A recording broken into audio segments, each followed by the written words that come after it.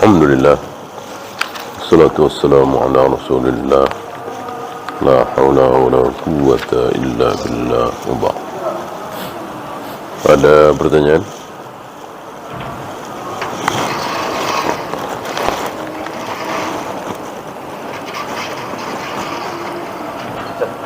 Ya. Secara efek itu apakah jin itu bisa membedakan hujan awan? Tidak. Tidak. Sebenarnya bohong berarti. Iya. Bohong. Harus bawa dalil. Kalau ada dalil, ya. Kalau tidak ada dalil, maka semuanya adalah Allah yang melakukan. Seandainya mereka bisa melakukan sesuatu, tetap dengan izin Allah. Ya sama seperti kita. Banyak di antara kita yang bisa membunuh, bisa mencelakai, bisa menembak, bisa mengebom. Apakah dengan izin Allah? Pasti. Gitu. Nah, itu kan terlihat. Ya, misalnya jin atas permintaan manusia bisa menyantet misalnya.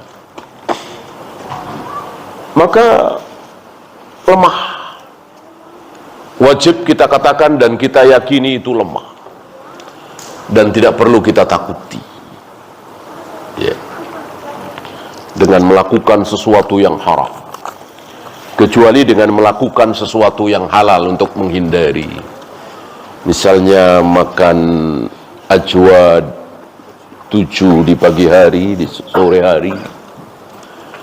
Membaca zikir pagi, zikir petang, supaya selamat dari sihir, ini boleh. Membaca ayat kursi sebelum tidur, agar ketika kita tertidur aman dari godaan, dari tipu daya jin. Bolehkah? Boleh. Semuanya berdalil. Gitu. Bolehkah pakai cara lain yang tidak ada tuntunan dari Nabi SAW? Daun kelor misalnya. Kemudian memakai ini, tidak boleh. Haram. Karena hal ini gaib. Untuk mensikapi hal yang gaib harus dengan dalil. Tidak boleh dengan ra'yu.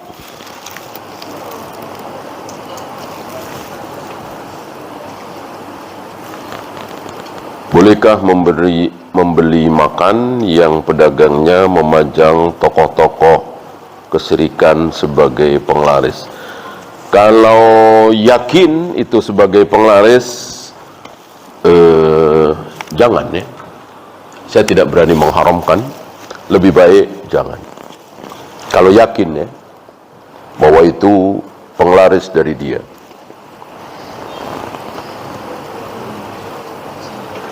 Kapan doa tadi, Allahumma kfini bihalalika dan seterusnya dipanjat? Kapan saja, kan tidak ditentukan waktu. Tidak ditentukan waktu. Beda dengan doa ibadah yang waktunya ditentukan. Allahumma rabb hadhihi da'wati tammah.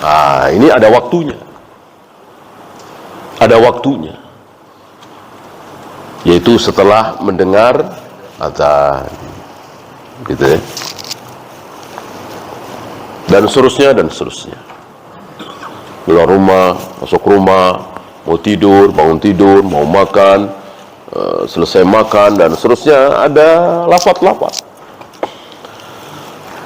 Adapun yang tadi kita baca dan kemarin-kemarin, tidak ada waktu khusus. Boleh kita ucapkan kapan saja.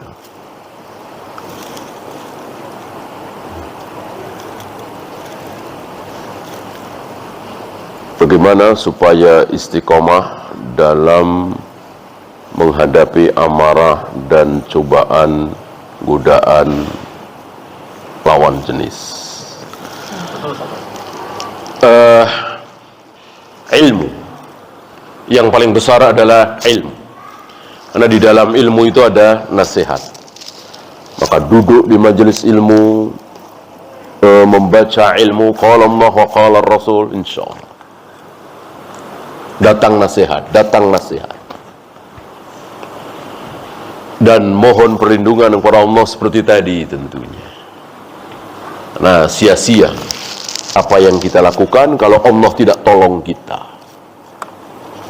Ya. Sebaliknya, kalau Allah sudah berkenan menolong kita, selalu ada jalan. Ada jalan.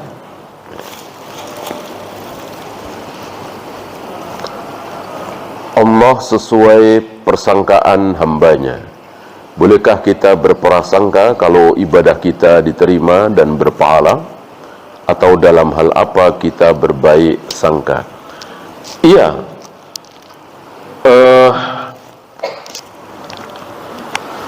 Ada khauf, ada roja. Ada roja, ada khauf. Nah, dua-duanya harus ada di diri kita. Jadi terhadap Allah itu kita harus punya harapan. Tapi kita juga harus ada rasa takut. Maka ada kalimat a'udzubika minka. Ya Allah, aku berlindung kepada Engkau dari Engkau. Dari Engkau sendiri. Biasanya kan berlindung kepada Allah dari setan, dari kemiskinan, dari kefakiran, dari kekufuran. Ini berlindung kepada Allah dari Allah sendiri. Kenapa? Karena pada diri Allah ada ampunan, ada siksaan. Ada khauf, ada roja tadi. Nah, jika khauf dan roja itu ada di diri kita secara seimbang, dianjurkan seperti dua sayap burung. Dua sayap burung tentu seimbang sekali. Itu yang terbaik. Nabi pernah mendapati seorang anak muda dalam keadaan sakit keras. Akhirnya anak muda ini meninggal. Nabi bertanya kepada anak muda ini, ada apa dalam dirimu? Dijawab oleh anak muda, ada khauf, ada roja. Jadi di dalam diri anak muda ini ada ketakutan yang luar biasa, tapi ada harapan yang juga luar biasa. Apa kata Nabi? Siapapun yang ada seperti yang dimiliki oleh anak muda ini, ada khauf dan roja, lalu mati, maka masuk surga. Ya. Berarti persangkaan yang baik itu jelas harus ada, tetapi harus ada rasa takut. Dan insya Allah hanya dengan ilmu kita bisa meraih dua-duanya. Dua-duanya itu ada pada diri kita. Dengan apa? Dengan ilmu. Wallahu. Bagaimana sikap kita kalau pemimpin di perusahaan itu memaksa untuk berbaikat dengan teman-teman, padahal kita udah mayoritas karyawannya itu 70% udah nggak disalah. Tidak boleh. La ta'ata li makhluqin fi maksiatil khaliq. Tidak boleh bermaksiat kepada Allah dengan taat kepada makhluk siapapun. Tidak boleh taat kepada makhluk siapapun kalau itu maksiat kepada Allah. Berbaiat seperti itu kan maksiat. Berbaiat yang hak adalah membaiat seorang pemimpin. Ya. Baiat tarekat-tarekat sufiyah ini gara-gara memahami hadis tanpa manhaj sahabat. Adakah para sahabat membaiat Nabi untuk selalu sholat 5 waktu, untuk tidak mengubur bayi hidup-hidup, untuk tidak melakukan perbuatan keji? Adakah? Ada. Banyak riwayat. Para sahabat membaiat Nabi, berjanji setia untuk tidak berzina, untuk tidak mengubur bayi hidup-hidup, dan seterusnya. Apakah ini sunnah? Lihat sahabat. Lihat sahabat. Tidak ada riwayat para sahabat melakukan ini. Ini khususiyah Nabi SAW. Maka tidak ada para tabi'in membaiat Abu Bakar atau Umar berjanji setia untuk tidak berzina, tidak minum khamar, tidak berjudi. Tarekat-tarekat sufiyah yang mengadakan baiat-baiat seperti itu salah faham.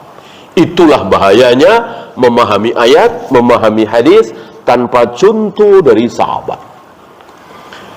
Nah, para ulama Ahlus Sunnah memahami hadis Nabi tadi dengan melihat para sahabat. Kalau itu baik, tentu para sahabat yang pertama kali melakukan. Lau kana khairan lasabakuna ilaihi. Tidak ada riwayat para sahabat saling membaiat dalam hal amalan-amalan, berjanji setia untuk sholat 5 waktu, untuk berpuasa, untuk menjauhkan diri dari maksiat. Tidak ada. Itu khususiyah Nabi sallallahu alaihi wasallam. Ya, wallahu a'lam. Habis kita akhiri. Subhanakallahumma bihamdika asyhadu an la ilaha illa anta astaghfiruka wa atubu ilaik. Assalamualaikum warahmatullahi